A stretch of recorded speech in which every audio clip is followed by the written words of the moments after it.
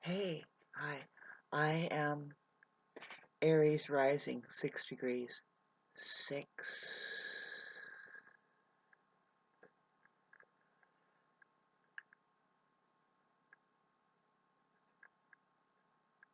How are you? Well, my progressed rising sign, I'm pretty sure, is Gemini, which has been very interesting to get into it, to just realize that, I'm kind of supposed to introduce, well, I was introduced to the world of words and language, right? And it's that's very Gemini. Mercury rules our mind, and words are a mind orientation thing. And see the complexity behind the human organism and what's actually happening is interesting. If ever we thought about it, if we can do it together. Um, we can, there's collective um, sensation happening here, and a lot of us aren't too far off, especially if we're sitting at 3 in the morning and meditating and doing certain practices accidentally, either accidentally or we just begin to realize something and we go along with the feeling. Still, it's kind of accidental. We're not trying, I guess, is what um, what we mean by that. But um, to to be able to channel something, to be a part, to feel that part as a whole, being a whole, a part of the whole. That's what I mean. Boy, this language, being able to contribute somehow, um, if anything, help some souls, help some people away from the enslavement of the mind, how that can be. And anyway, having said that, you can try to think you can go the route of looking outward for help, like say, well, there's an institution, or if I just stayed busy with what have we. A lot of people think that making money in a career is the answer. And I have seen a lot in my lifetime up here where I live. It's kind of condensed, where there's people who have, I don't know, they've retired or they've ran businesses and have done amazingly. Try to do the best they can, right, with the money. Really, they have a lot that was inherited also, and they are multimillionaires. And they seem very limited, let's say, up in the air about their contribution. Money really throws a wrench in intention. You can see that it just blocks, and now you have to find out. Um, they think they have to find out whether or not the people are genuine. And what has become of the human organism? I mean, if you want to be honest, God, I hate to sound like this, but this is just looking at the scientific the scientific fact of, say, like the the potential intelligence that the human aperture can be. They say it's only 0.02% turned on, basically. And I'm trying to mention some things earlier about being um, more in tune to the truth, which would include that we have no idea historically what has gone on, not according to we, how we think we learn history, and then just to think on your own will help. and it will redirect your perception and more into knowing that you don't know. All you can know is that there are generations here experiencing something, and throughout these generations, they're you know they are losing their ability to communicate to each other one on one that would be able to convey the right so-called history, but really it's just events that have happened that in fact have traumatized us enough. Having said that, we are completely off the charts in communications with each other. We don't at all. There isn't any. Have you noticed?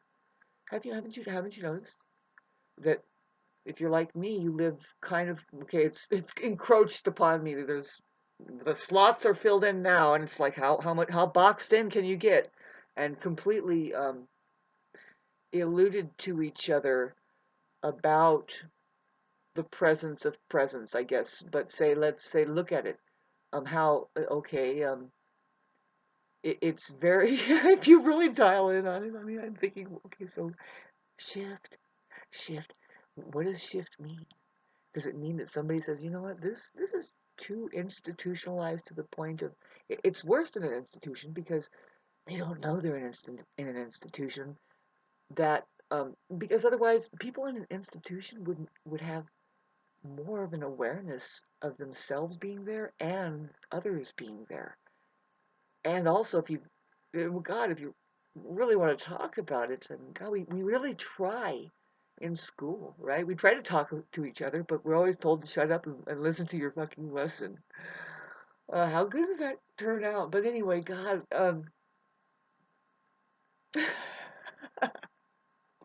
great lesson. Focus on not each other, not our well-beings, and not like what are we doing when we get out onto the playground, which is it's interesting, it's full of uh, ways to compete with each other and knock each other down. When really it's like you notice like if you're anything like my school, there was a field there, right? And there's green grass, and I don't know about you, but I like to see that, a tree, and the sky was there. Did you notice the fencing? Sure, there's monkey bars, sandbox. I love the swings. Did you love the swings? I sure did. God, we love the swings. And I noticed that whenever I fixated on, this is the truth, I'm a trendsetter. See, I'm in this weird town. Probably it's just the world. They don't really. Anyway, I don't want to feel like I'm a victim of having, just because I was different.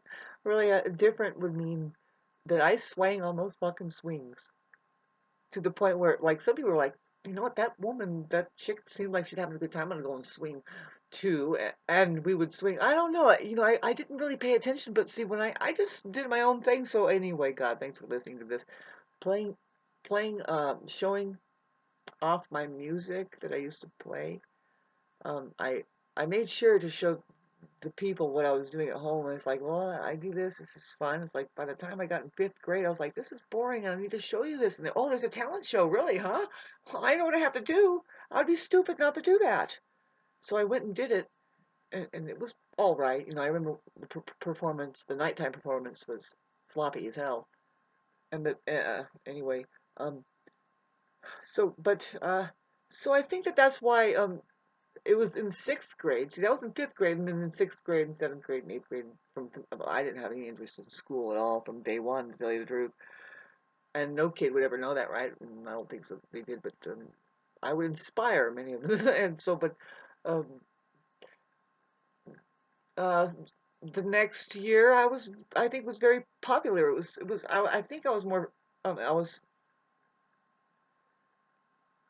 people were frightened of me more than anything, but I was kind of cool. I had friends. I loved my friends that I did have that on recess we would meet up and play basketball. I loved playing basketball for whatever reason. I remember, I think it's because the boys in the blocks were playing. God, thanks for listening to this. I think this is the point that you're supposed to do. Aries in the sky, let alone just the sun in the sky. It's a time to get into the fun, the joy, the the kid play that you are, Aries actually rules something very important scientifically about the evolution of human consciousness, and within the human organism, it rules the very baby that is just a nerve. It's a nerve starting, right? Why do they call it a nerve endings? It's like, no, call it nerve startings, wherever it is. It's like, it's a good start, start from your nerves. How do you feel? And then you use your emotions to communicate. And that's what the Aries is doing right away. It's like the first responder. If you want to know what that means, it's the first responder who's going to say something first, blow a whistle, um, cry. Excuse us, but something going on. We can't help ourselves right now. Can you help me out? And boy, if we can't show each other this right away, and that's what babies are picking up. Yeah, if there's something in the background telling them, well, don't respond right away. Let them cry a little bit. You've heard that before, and it's like wrong. That goes against. It will go against your conscience. Just take care of it. Take care of it. Show them that it can be taken care of, and then they'll move into being that instead of just, I think we should let it cry. Woo! You don't even know the kind of ecology or human existence condition found we can create being less abusive, more on the side of like, we really don't need disease or illnesses or any of that you say that we need. I'm not saying that we turn into blobs and we don't work ourselves. It's quite the contrary. We live a very inactive life. Um, on Like I said in the beginning, I think I was trying to talk about how we have stopped interacting physically with each other. We should at least be realize that this is what we're supposed to be doing. Is you don't pay for somebody to give you therapy. You ignoring all your conditions around you and the way that it's going, and then you go pay somebody to a shrink to by the time you're there, you've given them $1,600, and they're just like laughing at you. You're like, man, you guys, if anybody, those people are are paid a big money to laugh at you, and that's your therapy, by the way. If you're lucky, you get one who is well known in Buddhism. They know the effort behind Buddhism. They are that, by the way. They know the difference between mind and reality. It's like, shit, how far along are you with the answer to the Western practices in psychology and even psychiatry? They haven't even got on the on the bull, the right to ride the bull, grab it by the horns and say, what is the real problem? Mind is the problem that you're capitalizing on, and now you're going to diagnose that you got something going on. It's like, yeah, that's easier for the mind. Yep, I'm so real, man. This blue pill is going to prove it. Psh, no reality, no truth. Off the hook. Now, what else? Wanted to talk about your friends, your relationships with there.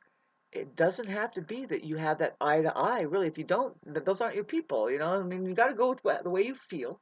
And this is where astrology comes in. I was thinking of my contribution. It's like, of course, I would. There's already people that do this. I've already heard it, and they are women. And there's organizations, schools. I guess it's there that they have a career of being a therapist, and they mix in. Not only, I think they don't mention Buddhism, but they definitely talk about astrology. Because, oh my God, you just give us your birth dates. If this is what really works, where it really works. It's just phenomenal. In case you are interested in human relationships, the possibility, okay, first of all, who you are, how you are, and who everybody is and how everybody else is. Possibility. You look into it. Oh, wow, they have all of that Gemini. They like to read books. They're very, very intelligent, most likely. They're very good with the short tripping um, kind of information fields that is very essential to our everyday living. And we need to categorize these things in any way. Thanks for listening to that. Boy, when we get to Mercury and Gemini and all the Mercury signs, which is Virgo also, detail oriented, and it's like, how do you keep track of that? People are not into it, like a lot of people, but they are. And you got to thank these people for contributing to keeping the libraries open and stuff like that. I mean, if they're at all of any use, they've got to be some way, somehow, to children, just to look at the pictures, literally, you know, um, and see, oh, this is a possibility in reality. That's all. Phew. You can't look at a picture and think this is reality. No, this is a picture in reality. It's interesting. It's not a very accurate. It's not a reflection of reality itself. Nothing is really capable of doing that but reality. So anyway, if we knew the nature of reality, getting back to trying to help the population mixing in, who knows what psychology is doing, but it's a pseudoscience. People are studying it. We are looking only at information coming in based on behavioral patternings. That it's like by the time we get this study going on, if you can imagine, it's kind of too not too. What I mean is too late, as far as somebody has gone off the deep end, and we start studying, we start logging in. Well, what's the background of these people who do this kind of thing? What's the background of them? Keep studying, what, 250 years, and we still know very little, but it's because it's based in behavioral patterning. We don't know where the mind is or anything like that. See, that's where Buddhism comes in and says, well, when are you going to acknowledge the illusion there and then get into your body and meditate?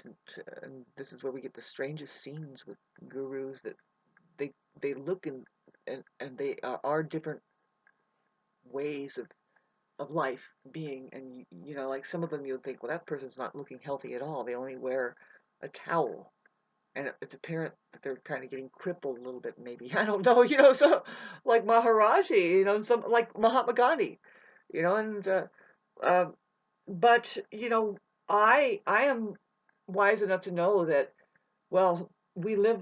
Okay, so when was that? If there's a photo of them, picture, that's during the time when we're getting more and more. Sorry, we're getting more. That's how I started the video. We're getting more and more into something has altered the organism. It is well into being held captive, and some people might be rendered up in a certain way that is looking a little odd, like, well, why aren't we able to be all we can be, like stronger and stuff like this. Like, babes, what I'm doing here, I know for a fact that I've been, it's the way that it is for humanity, that